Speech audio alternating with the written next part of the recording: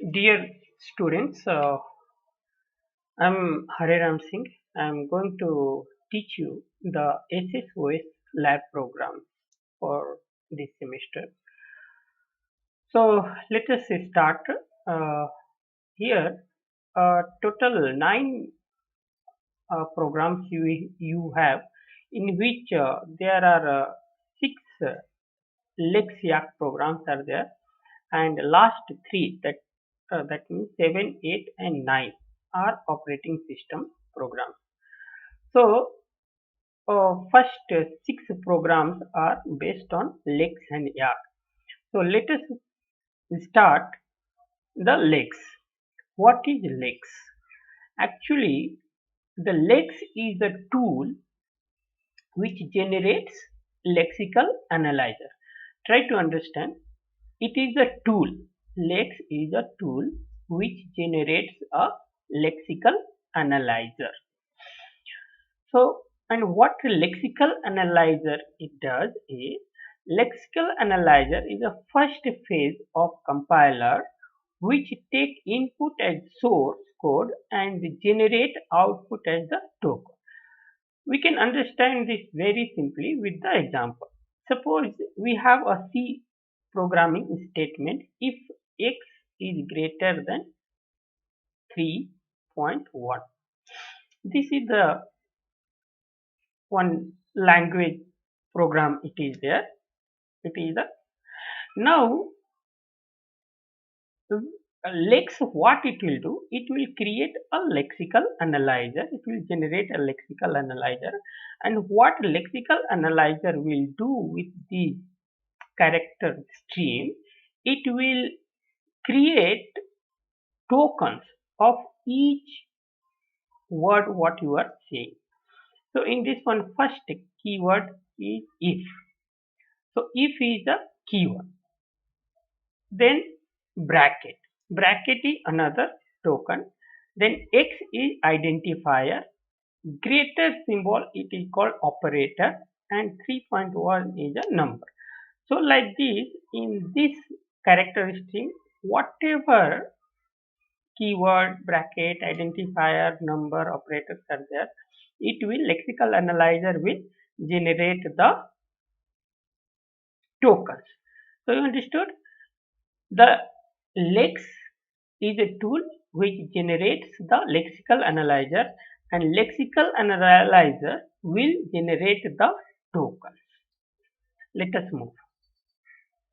The input notation for the Lex tool is referred to as the Lex language, and the tool itself is the Lex compiler. Here, whatever programming language we write in the lexical tool, that is called Lex language, and the Lex tool itself will be called as a Lex compiler.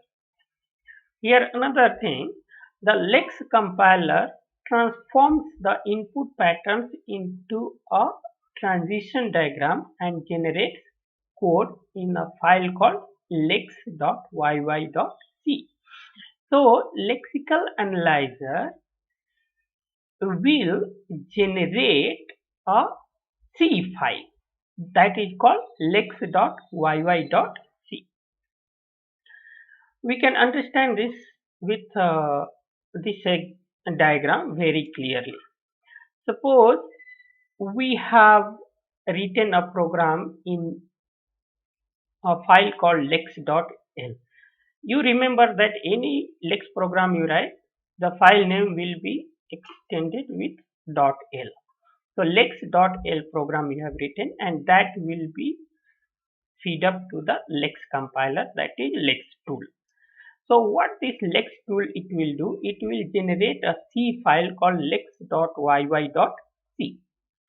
Again this C file will be compiled with a C compiler, and it will generate the lexical analyzer called a.out. So this is the lexical analyzer generated. In this lexical analyzer, whatever input stream it will give, it will divide, it will segregate into the tokens. It will generate a sequence of tokens. This is very simple and clear. Once again, I can repeat that LEX program will be given to the LEX tool that is called LEX compiler, which will generate a C file called lex.yy.c. Again, lex.yy.c file will be compiled by the C compiler, and this C compiler will generate a lexical analyzer called a.out. In this a.out lexical analyzer, input stream will be given and it will generate a sequence of tokens as we saw in the last previous diagrams. Now let us study the structure of the LEX program. Here a LEX program has the following forms. It has a three sections. First section is called declaration, second transition rule, and third one auxiliary function. So these all the three sections will be separated by the double percentage symbol. Now in the declaration section, it includes declaration of variables. Like in C program, we declare integer A, B, C, D, character, float, and all those things variables. Like that only here in the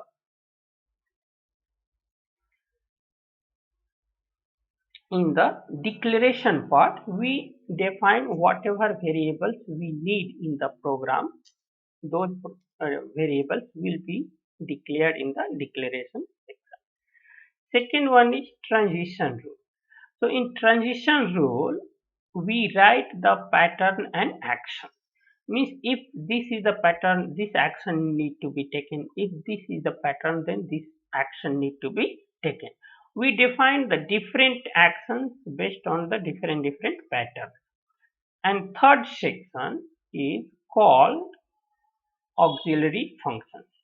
In auxiliary functions, some C related functions and code will be written which will be executed during the execution of the program.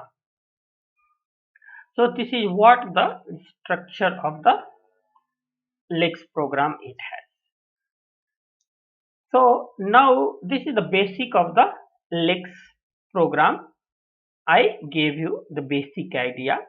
We can start with our first LEX program, that is 1A, that is called write a LEX program to recognize valid arithmetic expression.